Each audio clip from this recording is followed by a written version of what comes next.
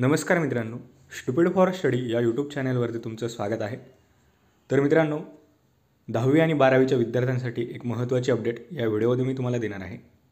त्याआधी जर तुम्ही या चॅनलवरती नवीन असाल किंवा अद्याप जर तुम्ही चॅनलला सबस्क्राईब केलं नसेल तर लगेच चॅनलला सबस्क्राईब करा आणि बेल आयकॉन प्रेस करा. तर मित्रांनो, 10वी आणि 12वीच्या परीक्षांच्या तारखा बोर्डाने जाहीर केल्या आहेत. तर इयत्ता 12वीची प्रात्यक्षिक परीक्षा 2 ते 20 फेब्रुवारीपर्यंत, तर 10वीची प्रात्यक्षिक परीक्षा 10 ते 29 फेब्रुवारी दरम्यान होणार आहे.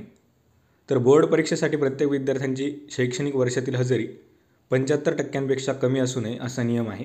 पण काही अडचणींमुळे हजेरी कमी लागली असल्यास त्या विद्यार्थ्यास परीक्षेसाठी परवानगी मिळावी म्हणून संबंधित शाळांनी हजेरी क्षमापित करण्यासाठी बोर्डाकडे प्रस्ताव पाठविणे जरुरी होते. मात्र आता बोर्डाने 75%वरून 50% हजेरी मान्य केल्याने विद्यार्थ्यांसह शाळांना सोयीचे झाले आहे.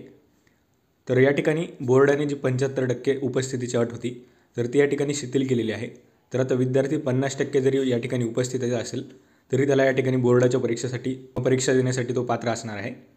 तर प्रात्यक्षिक परीक्षांची तारीख जवळ आल्याने प्रात्यक्षिक परीक्षांचे साहित्य वाटप झाले आहे.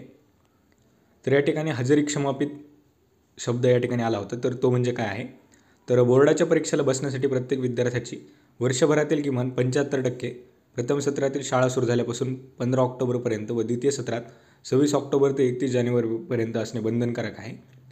तर 65 ते 75% हजेरी असलेल्यांना परीक्षेला बसू द्यावे किंवा नाही याबाबतचा प्रस्ताव संबंधित शाळेने बोर्डाच्या विभागीय मंडळांच्या अध्यक्षांना पाठवायचा होता.